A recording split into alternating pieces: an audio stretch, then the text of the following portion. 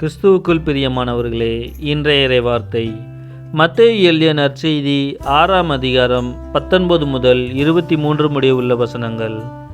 அக்காலத்தில் இயேசு தம் சீடரை நோக்கி கூறியது: மண்ணுலகில் உங்களுக்கென செல்வத்தை சேமித்து வைக்க வேண்டாம். இங்கே பூச்சியும் துருவும் அழித்துவிடும், திருடரும் அதை கன்னமிட்டு திருடுவர். ஆனால் விண்ணுலகில் உங்கள் செல்வத்தை சேமித்து வையுங்கள்.